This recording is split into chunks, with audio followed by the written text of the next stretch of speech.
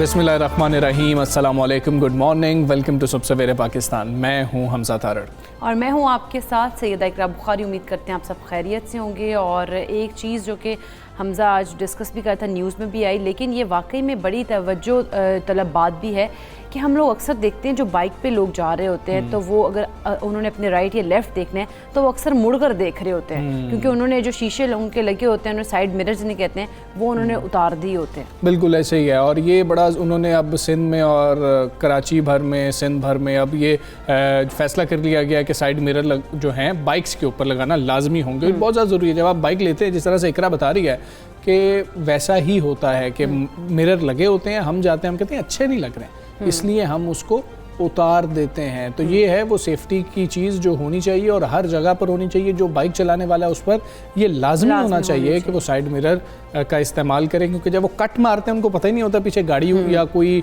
भी और व्हीकल जो है वो ऊपर चढ़ी हुई है और उससे एक्सीडेंट हो जाता है। अच्छा, अक्सर हम देखते हैं कि ये होता है कि जैसे क्योंकि वो देख तो नहीं रहे, उनके पास साइड मिरर्स तो उन्होंने उतार दिए होते हैं, लेकिन जब वो पीछे देखते हैं राइट या लेफ्ट मुड़ने के लिए तो फिर वो खुद मुड़ के देखते हैं। बजाते खुद जब वो अपना टर्न करते हैं तो खुदा न खास्ता आगे से कोई चीज़ आ रही है, उनको पता नहीं लगती, इससे भी हादसा जो है वो बहुत ज़्यादा हो रहे होते हैं। तो ये तो आपने किया है, और ये आपने करना भी है, एहतियात लाजमी तौर पर करनी है। लेकिन साथ ही रात को जो है अफसोसनाक खबर सामने आई थी, उसका जिक्र करना बहुत ज़्यादा ज़रूरी है। इकरा के बलूचिस्तान के मुख्तलिफ इलाकों में ज़लज़ले के शदीद झटके महसूस किए गए और अब तक जो हासिल होने वाली इत्तलात हैं उनके मुताबिक तो 20 कीमती जानें जो हैं वो जा चुकी हैं, 20 अफराद जाँ बाक हुए हैं और 300 से ज़ायद अभी तक की इत्तलात के मुताबिक ये बताए जा रहे हैं कि वो ज़ख्मी हैं। अच्छा हमजा, जिस तरह देखा जाए बलूचिस्तान के मुख्तलिफ इलाकों कोयटा, सिबी, हरनाई, पशीन, कला, सैफुल्ला और चमन, ज़ियारत, जोब समेत कई इलाकों में ज़लज़ले के शदीद झटके महसूस किए गए, जबकि ज़लज़ले की शिद्दत जो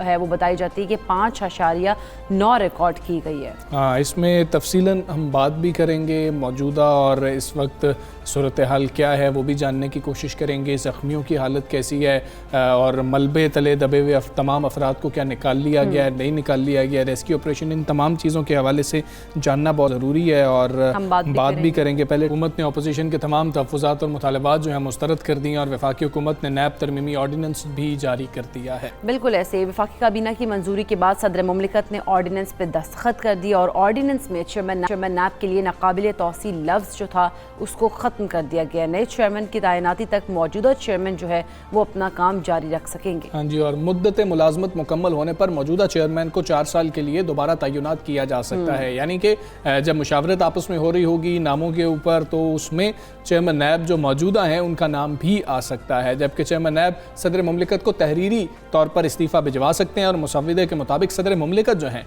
वो वज़ीर आज़म और अपोजिशन लीडर की मुशावरत से चेयरमैन नैब तयनात करेंगे। अच्छा हमजा, एक और बात ये थी कि नैब चेयरमैन जो है नैब की तैनाती पर मुतफ़िका फैसला ना होने पर मामला जो है पार्लिमानी कमेटी को भेजा जाएगा।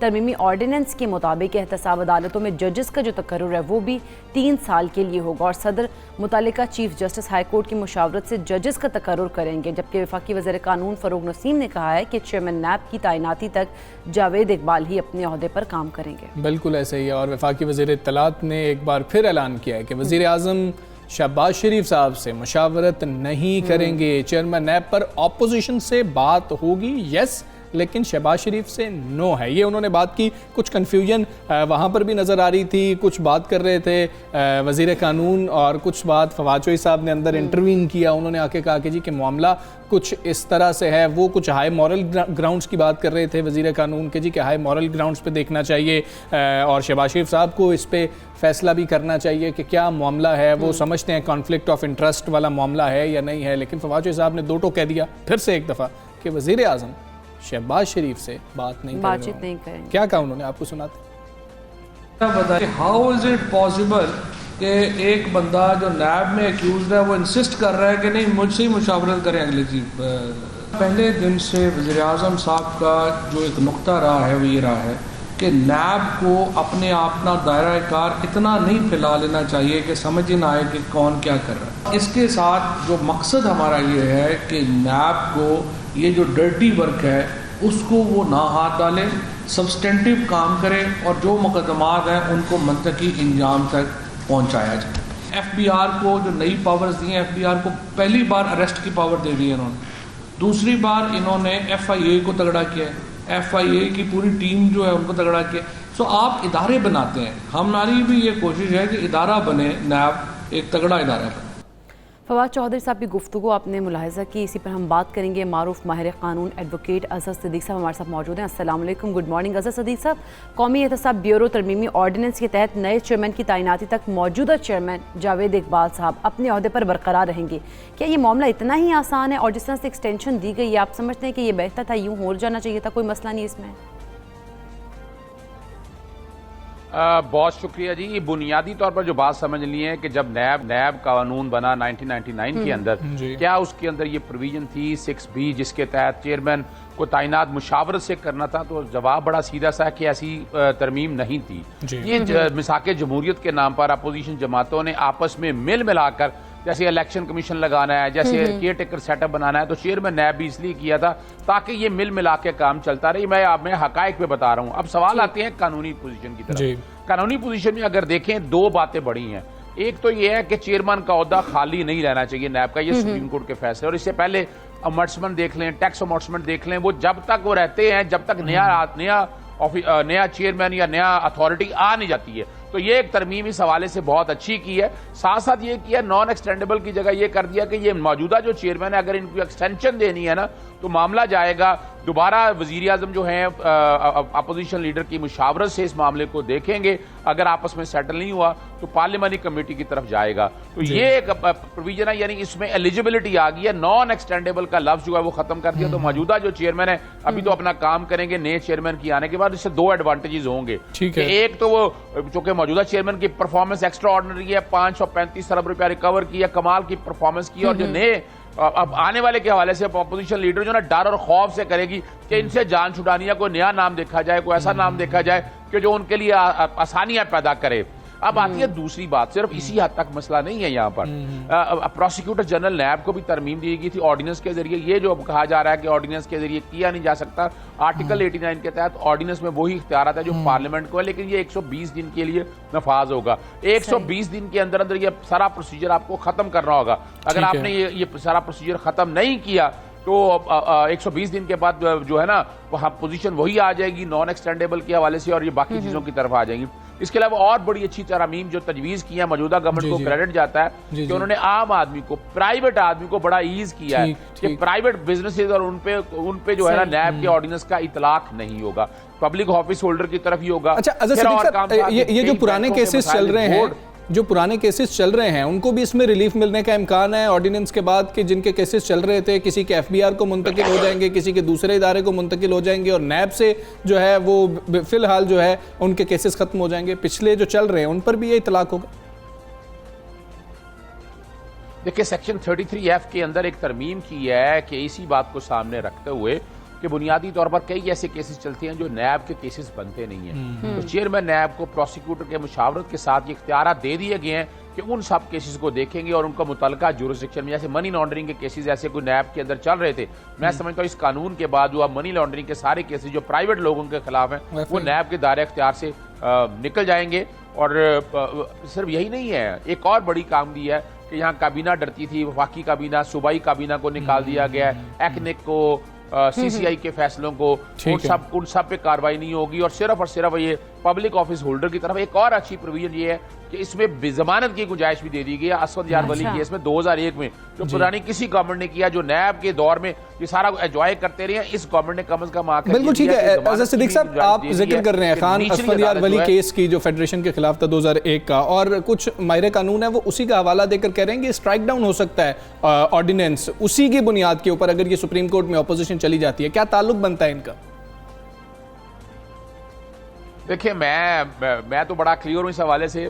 आई डोंट थिंक सो कि इनमें कोई या तो सिर्फ करते ना नॉन एक्सटेंडेबल को खत्म करते और मौजूदा चेयरमैन को ऐसे ही एक्सटेंशन दे देते, तो then there is a possibility कि शायद ये पॉसिबिलिटी थी। अब इस ऑर्डिनेंस के अंदर मुझे तो कोई पॉसिबिलिटी नजर नहीं आती है, और मेरा जानता ख्याल है कि ये वाला ऑर्डिनेंस ऐसा है कि इसको पार्लियामेंट में अगर पेश किया तो पार्लियामेंट में ये पास हो जाएगा, फिर ये मुकम्मल कानून बन जाएगा। पार्लियामेंट में पहले जाएगा, सादा अक्सरियत से पास कर रहे हैं, 2/3 अक्सरियत की कोई जरूरत नहीं है, फिर सेनेट में जाएगा, सेनेट से ही पास हो जाएगा। सेनेट से नहीं पास होता तो ज्वाइंट पार्लियामेंट का इजलास हो जाएगा और वहां पास हो जाएगा। तो जी सही। अच्छा अगर सदीक साहब, जिस तरह से आप भी ये बात कर रहे हैं कि नैब कानून का जो इतलाक है विफाकी, सूबाई और मकामी टैक्सेशन के मामला पर नहीं होगा, इसी तरह विफाकी और सूबाई काबीना कमेटियों और ज़ैली कमेटियों के जो फैसले नैब की दायरा इख्तियार में वो भी नहीं होंगे। और उसके अलावा अगर बात करें मुश्तरका मुफादात काउंसिल की, NEC की और NFC की, एक्निक की, CDWP की और PDWP के फैसले जो ये भी नैब के दायरा इख्तियार से बाहर होंगे, तो फिर अब नैब के दायरा इख्तियार जो है वो किन चीज़ों पर होगा?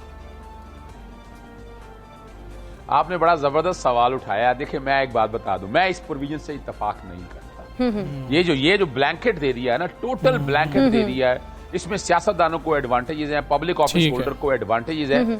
आपको बोनाफाइडी के हवाले से देखना है कि इन फैसलों को पहले होना ये चाहिए था, एक ऐसी प्रोविजन साथ आनी चाहिए कि इन फैसले को कोई कमेटी एक तश्कील दे दी जाती कि वो कमेटी देखेगी कि क्या वाकई अपना अच्छी नीयत से गुड फेथ में पास किए हैं। तो ये अगर आप देखें तो ये कल सियासी गवर्नमेंट को ये फायदा देगी कि वो इस तरह के काम खुद करने की बजाय ना किसी आदमी ने कोई टेंडर देना या कोई ऐसी चीजें करनी है तो वो इन कमेटियों से करा लिया करेगा। आपको पता है अपोजिशन लीडर बड़ा जो पार्टी लीडर बड़ा ताकतवर होता है और वो ये काम उनके हाथों करवा लिया जाएगा। ये मिसयूज होगा, और ये कल बड़ा खिलाफ। और इससे अगर मिसाल का अगर देखा जाए तो इसमें मेरा ख्याल है कुछ प्रोविजन ऐसे भी हैं जो नैब को टूथलेस कर देंगी, जो नैब की इख्तियारात जो है ना बड़ी कटेल कर देंगी। और मैं नहीं समझता नैब का इदारा उसी तरह अगर रहता जिस तरह पहले रहा है, मां सिवाय प्राइवेट लोगों के, तो इसकी परफॉर्मेंस आपके सामने मौजूद है, तभी ये मुल्क आगे चल सकेगा। अगर एहतसाब का इदारा आप इस तरह बना देंगे, आपके सामने एंटी करप्शन डिपार्टमेंट ने क्या, FIA ने क्या कर लिया आज तक, फाज चौधरी बात तो कर रहे थे FIA को बड़ा ताकतवर करें, FIA के परफॉर्मेंस तो रखें, कन्विक्शन रेट, नैब की कन्विक्शन रेट फिर भी 68% है, 100 में से 68 लोगों को सजाएं मिलती हैं। तो यहां बैठकर अब ये मैं बताऊं आपको इसमें फायदा क्या हो सकता है। शायद खाकान अब्बासी फायदा लेंगे, हसन इकबाल फायदा लेंगे, या तो ये बड़ी खबर दे रहा हूं मैं आपको, यहां वो कहेंगे जनाब ये प्रोसीजरल लैप्सेस है, प्रोसीजरल लैप्सेस है। काबीना ने अगर किसी ने कुछ गड़बड़ की है तो वो लोग भाई आप बरी हो गए तो हमें भी बरी किया जाए। तो इसका ये फायदा जो है अपोजिशन जमातों में कई लोग ले सकते हैं। मौजूदा केसेस में कई लोगों को इसका फायदा पहुंच सकता है। अच्छा सिद्दीक साहब, दूसरा मामला ये है कि इस ऑर्डिनेंस के ऊपर जो अपोजिशन एतराज कर रही है, फिर ये भी कह रही है कि हम इसको चैलेंज भी करेंगे और चैलेंज किया जाएगा, सुप्रीम कोर्ट में जाएंगे। उस मामले के ऊपर जरा बताइएगा, क्या आपको लगता है कि सुप्रीम कोर्ट में अगर ये मामला चला जाता है तो इस ऑर्डिनेंस को कलअदम करार दिया जा सकता है? किन ग्राउंड्स के ऊपर? कहा जाता है, अभी जो बहस हो रही है वो ये हो रही है कि जो इस कानून का हम देख लें कि इसकी रूह थी उसके खिलाफ है कि आप एक बंदे को फिर से अगर ये लालच देंगे कि हम आपको दोबारा से लगा देंगे या आपका जो दौरानिया है उसको एक्सटेंड कर देंगे, तो वो तो आपके खिलाफ केस ही नहीं खोल रहा होगा। इन चीज़ों को कुछ डिस्कस किया जा रहा है। आपको लग रहा है कि ये ग्राउंड्स ऐसी हैं कि सुप्रीम कोर्ट इस पर फैसला करेगी और ये कलअदम हो जाएगा? देखिए एक बात में बड़ी सीधी सी बात बताऊं, मुझे दुख और अफसोस होता है पाकिस्तान के अंदर, यानी अजहर सिद्दीक जो है मुख्तलिफ शिकायत है, उस्मान बुज़दार के खिलाफ मैंने करप्शन की बाकायदा शिकायत दर्ज कराई। जुबानी कलामी जो है ना मजाक बनाया हुआ अपोजिशन ने, ये इदारे को मिलाइन करते हैं। ये चैलेंज कबूल करो और बताएं कि कौन से केसेस में कौन सी दरखास्तें थी और कौन सी कार्रवाई हुई। मिसाल के तौर पर वो इमरान खान साहब की बहन के बारे में अलीमा में बातें कर, वो टैक्स का केस है। फॉर गॉड से सुप्रीम कोर्ट क्या करेगी? कानूनी हैसियत में बताइएगा कि सुप्रीम कोर्ट में अगर ये मामला चला जाता है। हाँ ये मैं एक बात आपको बता दूं। पहली तो बात है कि सुप्रीम कोर्ट इस वक्त जो है ना इन लोगों की वजह से कि सुप्रीम कोर्ट को जुडिशियल एक्टिविज्म में नहीं आना, सुप्रीम कोर्ट बराह रास्त ऐसे मामले में कॉग्निजेंस अब ले नहीं रही है। इसके लिए आपको मुतलका हाई कोर्ट में जाना पड़ेगा, हाई कोर्ट में ऑर्डिनेंस चलाना पड़ेगा। लेकिन हाई कोर्ट में ऑर्डिनेंस के, यानी मैं कानूनदान हूं, मुझे खुद समझ नहीं आ रही कि इसमें क्या ऐसी चीज है। कोई नई चीज नहीं डाली है, ये कई इस तरह के कवानीन का मुवाजना अगर कर लें आप तो उसमें ये चीजें मौजूद है। आप यानी ये जो कहना ना कि एक आदमी को दोबारा अपॉइंट नहीं किया जा सकता, ये किसी कानून, ये यानी आप इसको रोक नहीं सकते हैं। ये आइन के आर्टिकल 25 की भी खिलाफवर्जी है। मौका पूरा दें आप, मेरिट आपको दे दिया है, तरीकाकार आपको दे दिया है, एतराजात आपको हो इसमें कोई ऐसी यानी असूली तौर पर देखें, ये मैं बताऊं आपको, यहाँ ये अपोजिशन को एक फ्रेंडली अपोजिशन भी मैं कह सकता हूँ कि अपोजिशन को इसको अल्टीमेटली इनमें उनके बहुत फायदे हैं, क्योंकि अपने यानी पाकिस्तान पीपल्स पार्टी में आसफ अली जरदारी को बड़े फायदे हो सकते हैं इसका काम की वजह से। इनमें जब नाम बताया, बहुत शुक्रिया आपका, सुबह पाकिस्तान से आप बात कर रहे हैं और जो कानूनी नुक्ता नज़र है वो हमने जानने की इस सारे मामले पर कोशिश की। आगे बढ़ेंगे और बात करेंगे स्कूलों में साइंस एंड टेक्नोलॉजी की तालीम को फ़रोग देने के लिए हुकूमत ने एक इनकलाबी कदम उठाया। वज़ारत साइंस और टेक्नोलॉजी ने सरकारी स्कूल्स में स्टेम प्रोग्राम का इफ्तिताह कर दिया। स्टेम साइंस, टेक्नोलॉजी, इंजीनियरिंग और रियाजी का मुखफ़िफ है। पहले मरहले में 50 स्कूल्स में स्टेम प्रोग्राम को मुतारिफ करवाया जाएगा और इस प्रोग्राम के तहत स्कूल्स में लेबॉर्ट्रीज भी कायम की जाएगी। असातिज़ा को ट्रेनिंग फराहम की जाएगी और इन स्कूल्स को यूनिवर्सिटी के साथ मुंसलिक कर दिया जाएगा, जिससे साइंस की तालीम का जो मेयार है वो कहा जा रहा है कि स्कूल लेवल पर ही बेहतर होगा। और वफाकी वज़ीर बराए science and technology Shibli Faraz भी ये कह रहे हैं कि उम्मीद है कि स्टेम स्कूल से तरक्की के सफ़र का आगाज़ होगा। बिल्कुल, जबकि वफाकी वज़ीर इत्तलात फवाद चौधरी कहते हैं कि स्टेम प्रोग्राम गेम चेंजर साबित होगा। और एक उन्होंने ट्वीट किया और उसमें उन्होंने लिखा कि 450 सरकारी स्कूल्स को स्टेम स्कूल्स में तब्दील करने का मंसूबा जो है उन्होंने डिज़ाइन किया था, क्योंकि जब तक सरकारी स्कूल्स मॉडर्न नहीं होंगे तब तक उन्होंने कहा कि मुल्क बदल नहीं सकता। ये ट्वीट सामने आई है। फवाद चौधरी साहब की जानिब से भी बात करेंगे। हमारे साथ मौजूद हैं वफाकी वज़ीर बराए science and technology Shibli Faraz साहब। अस्सलाम वालेकुम, गुड मॉर्निंग। ये स्टेम प्रोग्राम के बारे में सर हमें बताइएगा, है क्या, किस तरह से पाकिस्तान के तालीमी निज़ाम में एक गेम चेंजर साबित होगा, जिस तरह से आप भी कह रहे हैं, फवाद चौधरी साहब भी कह रहे हैं? देखें, जो स्टेम प्रोग्राम है ये बुनियादी तौर पे मुखफ़िफ है साइंस का, टेक्नोलॉजी का, इंजीनियरिंग का और मैथमेटिक्स का। बुनियादी मकसद ये है इन स्कूलों का जो जिसमें कि इन मज़ामीन पे ख़ास तवज्जो दी जाएगी और इसके लिए ख़ास मॉड्यूल बनाए गए हैं और टीचर्स जो है तो उसको उनको भी ट्रेनिंग दी जाएगी जो कि फिर मास्टर ट्रेनर्स बनेंगे और बाकी टीचर्स को वो ट्रेन करेंगे।